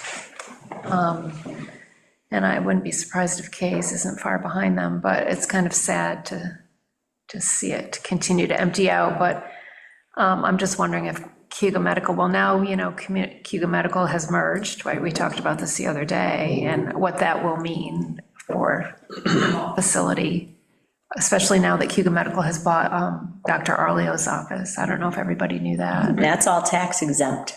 Oh, really? Who did Cayuga Medical merge with, or are you? Arnett Hospital, down in Elmira. Oh. That's interesting. Yeah. And then everybody probably knows that Ithaca Coffee is moving out. It's so sad. Sad, I'm so upset about That it. is. It's the second coffee shop that I've been hanging out with that's leaving, although they're just going downtown, but still, it's so convenient. A lot of people are really, really sad about it. Really. But again, I think they have their reasons why they're moving out, and, I mean, they said I was told by one of the owners that it's becoming very difficult to do business in the village, and that's kind of sad to hear. And it's all about foot traffic, and having hotels that are non-existent don't help. So you said Ithaca Coffee's moving downtown, and Well, they're gonna move the cafe downtown. They own They have a roasting facility down there. it's right down there on Hancock Street between the Tile House and Howard Hanna. If you stand outside Purity and look across the highway, it's right there in a white building. They have space in the front of their building, and they're gonna move the cafe down there. so I won't be able to walk across the street. and go- Yeah, they're keeping Trip Hammer Wine and Spirits, but yeah, they're gonna close the coffee company there. Do you know when that's supposed to take place? By March 1st? Yeah, the date keeps shifting. I talked to them today. Yeah. Did they say why? Did they say why they thought it was difficult to do business in the village? Yeah, staffing's hard for them too, and turnover and things like that. Staffing and turnover is hard for them too. Yeah. That's not the village's fault. Well, no, But I think a lot of it too is foot traffic. It was mentioned to me, we have two hotels that are, well, one that's non-existent and another one that is catering to a different community. And it hurts business. They got all those apartments right across the street. Well, that's a shame. Yeah, I know. I think they're tired, Yeah. They're tired. What else, Lauren? That's all the sad news I have for tonight. Jim? I don't have anything in particular, and I'm assuming since this is a joint meeting that I should probably defer the trustees report to the next planning board meeting, or? Yeah, we can talk about it at the next planning board meeting. Yeah, I figure, the trustees are all here, and I know at least two of the planning board members attended the more important part of the last trustees meeting, where the East Point developers came in and made a sort of, I guess, taking the temperature of the Board of Trustees presentation. Yep. Okay. Lisa? Nothing really, although I was very pleased to notice that that's the sidewalk connection between Lansing Trails and East Point. The last 6 feet was filled in last time I went by. It's just magic. And I missed that. Lisa told me, and I didn't even know. Yeah, me either. And also, obviously, it was even in the paper today, Taco Bell has opened up. Yeah. So I'm hoping that they do well, and we'll see. My kids wanted to go there, and it didn't take 20 minutes to get through the drive-through like it does downtown, so call that a win if you want to. Okay, Yamila? The only thing I have is that I received an email, and I think Jody probably got it, and I'm assuming Ronnie probably got it, from the county planning department, that the New York State recently rolled out a new county infrastructure grant program through Empire State Development, and Tompkins County is eligible to submit an infrastructure project that supports the development of at least 10 new housing units for up to $1 million in funding. So there's a 50% match and 1% administrative fee. So if there's anything that is on our dockets or on our wish list for which we could use that funding, it might be worth thinking about.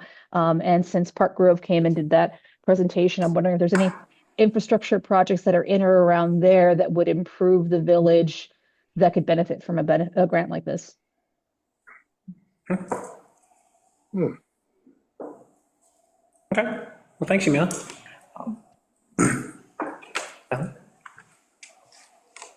I'll touch base after. Okay. Jody, anything? No, it's just very interesting, because when I first started here, it was like, we already have way too many apartments, we're taking care of that niche, but recently it seems like there's a lot more getting added and added, instead of normal houses. And you gotta remember, you guys all live here, and your houses that you have, whatever we do the village, are you lowering their value by not taking care of something or adding something? So you just want to make sure that you're thinking about everybody in the village and not just our tax dollars, what we, are trying to get. Think about where you live and what you want your neighborhood to look like. I want coffee shops. Walkable coffee shops, right? I went to the coffee I mean, there is a coffee shop about 100 yards from Ithaca Coffee, but I go to Ithaca Coffee all the But time. nobody- I'd rather they stay open, I'm just saying. Likes that coffee shop. I don't know. What coffee shop are you talking about? Ithaca Bakery is right next to Ithaca Coffee Company. Oh, I mean, they're not right next door, but in the same plaza. Natalie? Yeah, no. Nothing? Not one? I'm working on easements. There you go. See? Yay. Mike? We had our annual code and county meeting, which involves code officers, planning department, assessment department, health department. So we all get kind of on the same page. We're gonna try to do it a couple times a year, but it really gets so busy. There's quite a few topics we went over, and I'll probably end up saving that for Thursday noon meeting, because most of it is administrative. And then I'll kind of brief the planning board at our next meeting on, parts of it that involve them. when is our next noon meeting? Thursday? Thursday. Coming Thursday. The 16th? Yes, Today's Monday. time flies when you're having fun, Carolyn. Plans? Okay, Ronnie, Okay, I will move that we adjourn the Board of Trustees meeting. Need a second? Second. I think Kathleen was first this time. It's okay. Moved and seconded, all the trustees in favor of adjourning, say aye. Aye. and I will entertain a motion to adjourn the planning board meeting at 8:58 PM. Oh, motion by Pat. Second. Second by Lorraine, all in favor? Aye. Aye. Great. Thanks, everybody. Thanks. Thank you. We'll do this again in July. More updates on stuff than what should we be working on. Here's what we worked on. July 21st. Yeah, July 21st, James. Did get better. It's at the bottom of the agenda. So far behind at that point. And is that in lieu of the first planning board meeting then? Nope, that's at the trustee meeting. Going off? Look at the, Ronnie, I have a question. Since you live on Dart Drive, Back to like. stakes that are along the sidewalks in Washington, I didn't realize it had fallen off. I was just like. I'm not sure what they were for. they're driving me crazy. My feet are actually kind of cold. I got my thin shoes on, but. I Did they think, pull them out? Are they there for a reason? I think that they're there to warn people that the grass that was planted is new and to not drive over it. But I'm not sure. I'm gonna, Well, now that the road is open, I've been driving down that way a lot to get to the area and stuff. And it's making me crazy seeing it. yeah, it's like it's a warning thing, you know. I know. Very attractive. I'm gonna ask John about that at our Thursday meeting. Thank you. See, Okay, I'll go there. Oh, my goodness. Need a can sometime. They want this the work they're doing with the Mike and Jamila. We're at the easy part. You know, I thought. Facts are easy. It's Yeah. just, it's no one. over the lot of ground. And Jamila, because I said I sent. So. Niche request. That's it, just those two? You know how all the cars seem to be interconnected by trails? Thank you.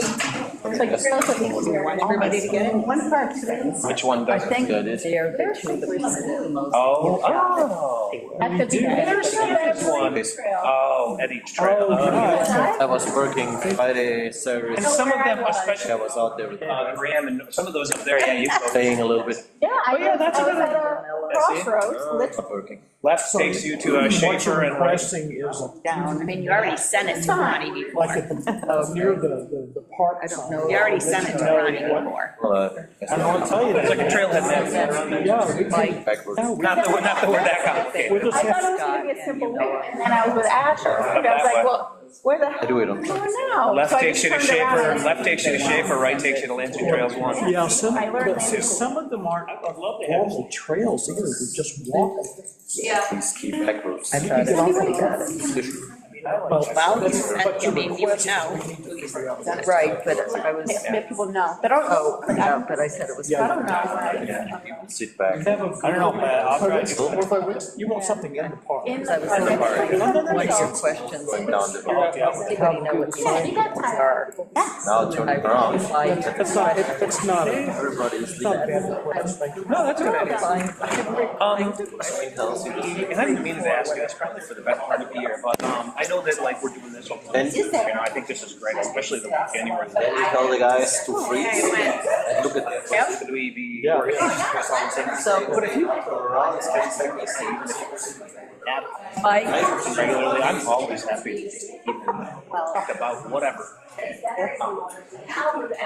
Thanks. I had always assumed that, it's just, Yeah. I have nothing, you know, I kind of keep track, but it's more,